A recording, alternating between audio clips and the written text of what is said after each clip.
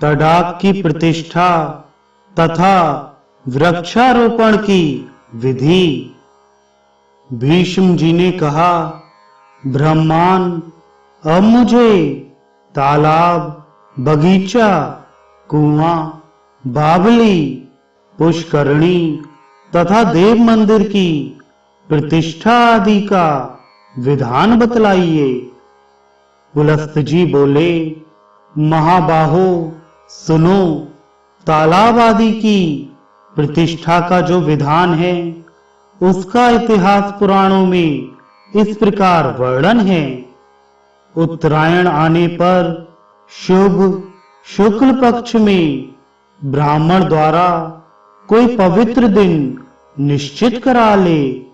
उस दिन ब्राह्मणों का वरण करे और तालाब के समीप जहां कोई अपवित्र वस्तु ना हो, 4 हाथ लंबी और उतनी ही चौड़ी चौकोर वेदी बनाए। वेदी सब ओर समतल हो और चारों दिशाओं में उसका मुख हो। फिर 16 हाथ का मंडप तैयार कराए, जिसके चारों ओर एक एक दरवाजा हो। वेदी के सब ओर कुंडों का निर्माण कराए। कुंडों की संख्या 9, 7 या 5 होनी चाहिए। कुंडों की लंबाई चौड़ाई एक एक रत्ती की हो तथा वे सभी 3-3 मेखलाओं से सुशोभित हों। उनमें यथा स्थान योनि और मुख भी बने होने चाहिए। योनि की लंबाई 1 बित्ता और चौड़ाई 6-7 अंगुल की हो। मेखलाएं 3 पर्व ऊंची और 1 हाथ लंबी होनी चाहिए। वे चारों ओर से एक समान एक रंग की बनी हो। सबके समीप ध्वजा और पताकाएं लगाई जाएं। मंडप के चारों ओर क्रमशः पीपल, गूलर, पाकड़ और बरगद की शाखाओं के दरवाजे बनाए जाएं। वहां 8 होता, 8 द्वारपाल तथा 8 जप करने वाले ब्राह्मणों का वरण किया जाए। वे सभी ब्राह्मण वेदों के पारगामी विद्वान होने चाहिए। सब प्रकार के शुभ लक्षणों से संपन्न, मंत्रों के ज्ञाता, जितेंद्रिय, कुलीन, शीलवान एवं श्रेष्ठ ब्राह्मणों को ही इस कार्य में नियुक्त करना चाहिए। प्रत्येक कुंड के पास कलश, यज्ञ सामग्री, निर्मल आसन और दिव्य एवं विस्तृत ताम्रपात्र प्रस्तुत रहे। तदनंतर प्रत्येक देवता के लिए नाना प्रकार की बलि जैसे दही, अक्षत आदि उत्तम भक्ष्य पदार्थ उपस्थित करें। विद्वान आचार्य मंत्र पढ़कर उन सामग्रियों के द्वारा पृथ्वी पर सब देवताओं के लिए बलि समर्पण करे। रात्रि के बराबर एक यज्ञ स्तंभ स्थापित किया जाए, जो किसी दूध वाले वृक्ष की शाखा से बना हुआ हो। ऐश्वर्य चाहने वाले पुरुष को यजमान के शरीर के बराबर ऊंचा यज्ञ स्तंभ स्थापित करना चाहिए। उसके बाद 25 ऋतुजों का वरण करके उन्हें सोने के आभूषणों से विभूषित करे।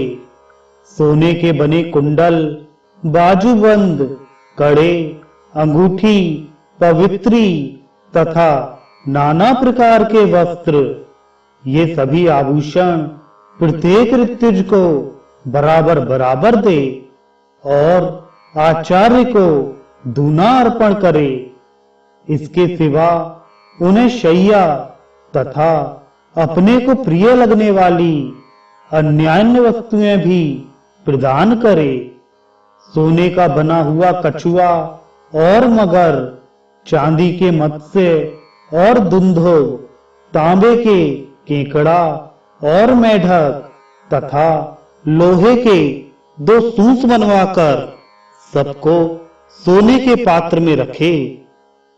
इसके बाद यजमान वेदज्ञ विद्वानों की बताई हुई विधि के अनुसार सर्वौषधि मिश्रित जल से स्नान करके श्वेत वस्त्र और श्वेत माला धारण करे।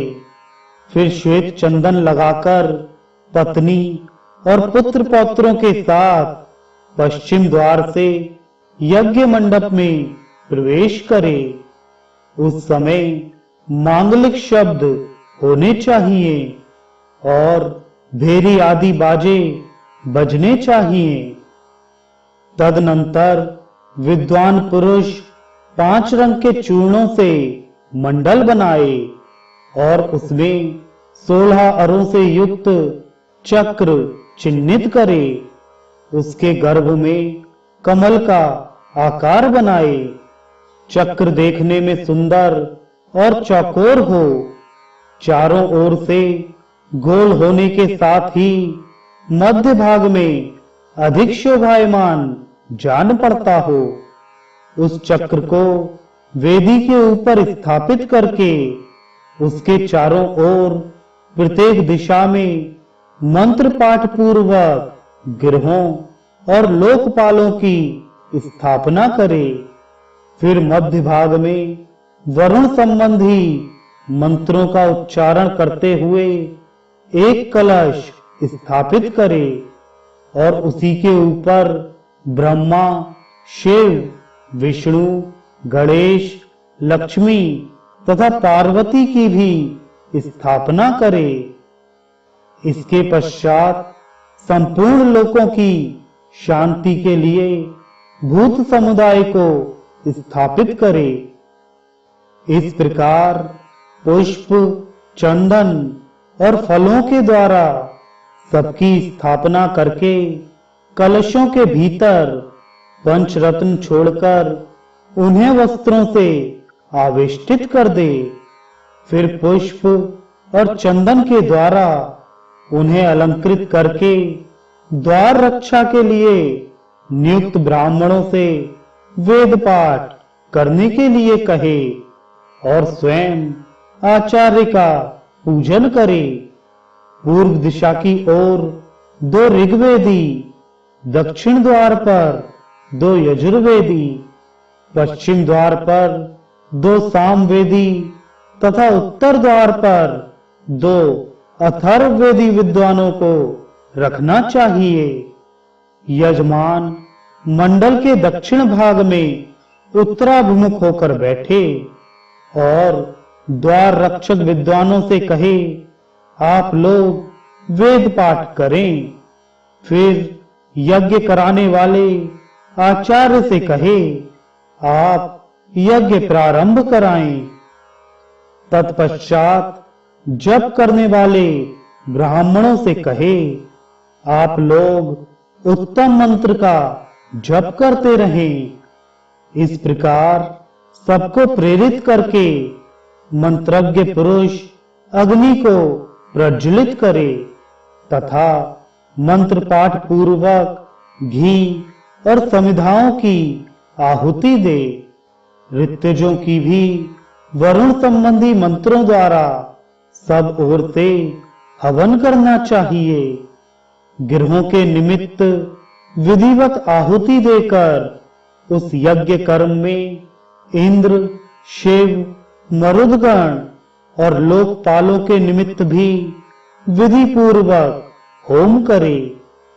पूर्व द्वार पर नियुक्त ऋग्वेदी ब्राह्मण शांति, रुद्र, पवमान, सुमंगल तथा पुरुष संबंधी सूक्तों का पृथक पृथक जप करें।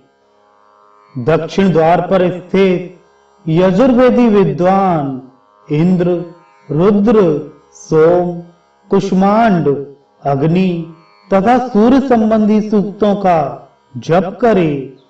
पश्चिम द्वार पर रहने वाले सामवेदी ब्राह्मण वैराज साम, पुरुष सूक्त, सुपर्ण सूक्त, रुद्र संहिता, शिशु सूक्त, पंचनिधन सूक्त, गायत्र साम, ज्येष्ठ साम, वामदेव्य साम, वृहत साम, रौरव साम, रथंतर साम, गोव्रत, विकीर्ण, रक्षोघ्न और यम संबंधी सामों का गान करें। उत्तर द्वार के अथर्ववेदी विद्वान मन ही मन भगवान वरुण देव की शरण लें। शांति और पुष्टि संबंधी मंत्रों का जप करें।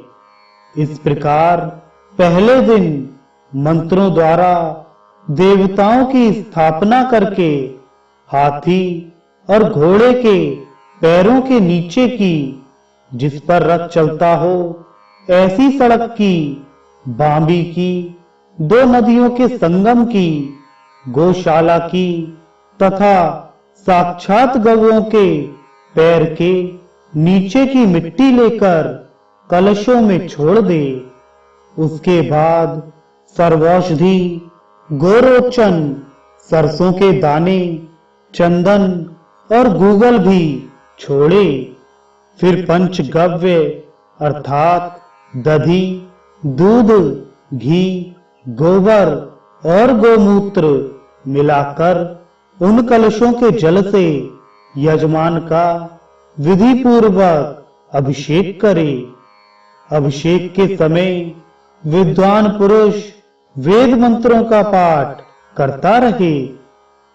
इस प्रकार शास्त्र विहित कर्म के द्वारा रात्रि व्यतीत करके निर्मल प्रभात का उदय होने पर हवन के अंत में ब्राह्मणों को 100, 50, 36 अथवा 25 गौ दान करे।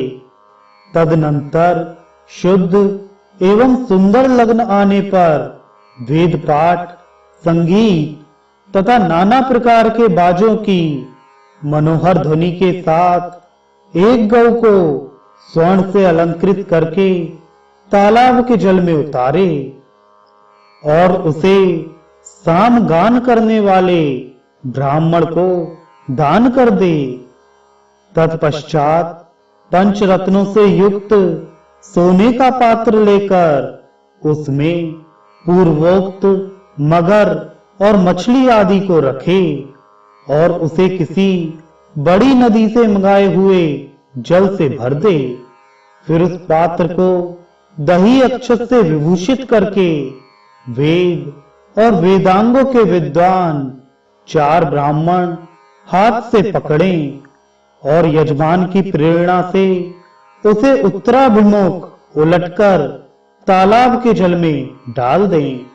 इस प्रकार आपो मयो इत्यादि मंत्र के द्वारा उसे जल में डालकर पुनः सब लोग यज्ञ मंडप में आ जाएं और यजमान सदस्यों की पूजा करके सब और देवताओं के उद्देश्य से बलि अर्पण करे। इसके बाद लगातार 4 दिनों तक हवन होना चाहिए। चौथे दिन चतुर्थी कर्म करना उचित है। उसमें भी यथाशक्ति दक्षिणा देनी चाहिए। चतुर्थी कर्म पूर्ण करके यज्ञ संबंधी जितने पात्र और सामग्री हो उन्हें ऋत्विजों में बराबर बांट देना चाहिए। फिर मंडप को भी विभाजित करे। स्वर्ण पात्र और शैया किसी ब्राह्मण को दान कर दे। इसके बाद अपनी शक्ति के अनुसार 1000, 108, 50 अथवा 20 ब्राह्मणों को भोजन कराए। पुराणों में तालाब की प्रतिष्ठा के लिए यही विधि बतलाई गई है। कुआं, बावली और पुष्करणी के लिए भी यही विधि है। देवताओं की प्रतिष्ठा में भी ऐसा ही विधान समझना चाहिए। मंदिर और बगीचे आदि के प्रतिष्ठा कार्य में केवल मंत्रों का ही भेद है। विधि विधान प्रायः एक से ही हैं। उपयुक्त विधि का यदि पूर्णतया पालन करने की शक्ति ना हो तो आधे व्यय से भी यह कार्य संपन्न हो सकता है। यह बात ब्रह्मा जी ने कही है। जिस पोखरे में केवल वर्षा काल में ही जल रहता है वह 100 अग्निष्टोम यज्ञों के बराबर फल देने वाला होता है। जिसमें शरत काल तक जल रहता हो उसका भी यही फल है। हेमंत और शिशिर काल तक रहने वाला जल क्रमशः वाजपेय और अतिरात्र नामक यज्ञ का फल देता है।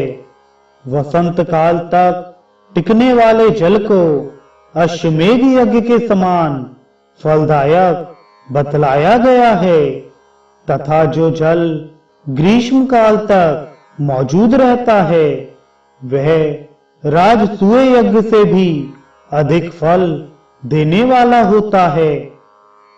महाराज, जो मनुष्य पृथ्वी पर इन विशेष धर्मों का पालन करता है, विधि पूर्वक कुआं, बावली, पोखरा आदि खुदवाता है तथा मंदिर, बगीचा आदि बनवाता है, वह शुद्ध चित्त होकर ब्रह्मा जी के लोक में जाता है और वहां अनेक कल्पों तक दिव्य आनंद का अनुभव करता है।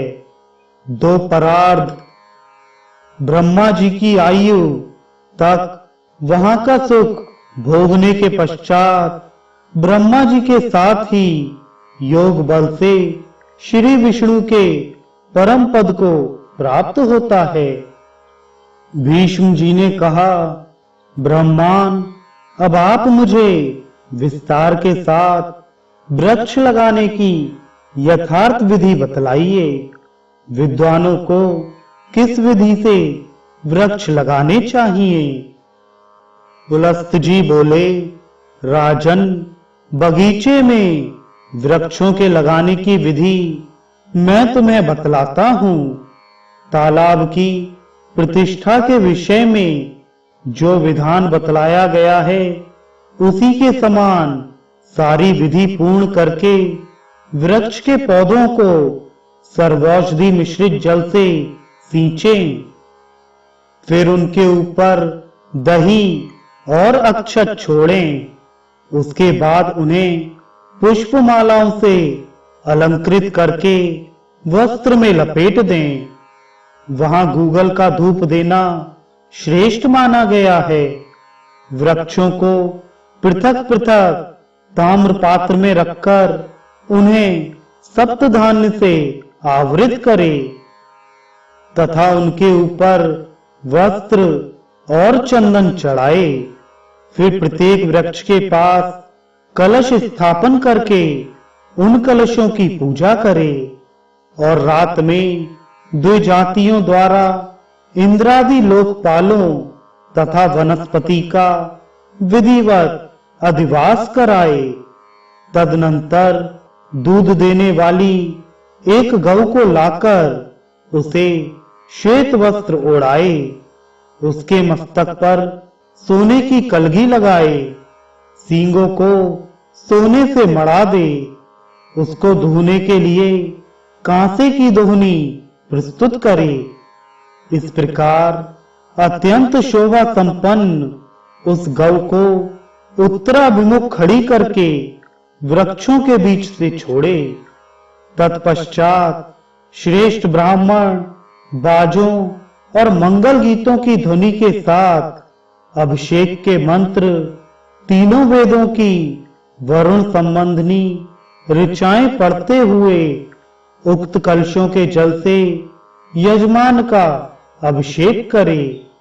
अभिषेक के पश्चात नहाकर यज्ञकर्ता श्वेत वस्त्र धारण करे और अपनी सामर्थ्य के अनुसार गौ सोने की जंजीर, कड़े, अंगूठी, पवित्री, वस्त्र, शय्या, शय्योपयोगी सामान तथा चरण पादुका देकर एकाग्र चित्त वाले संपूर्ण ऋतुजों का पूजन करे।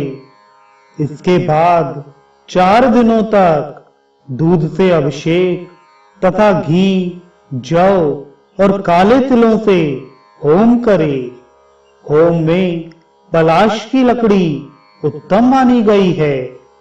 वृक्षारोपण के पश्चात चौथे दिन विशेष उत्सव करे।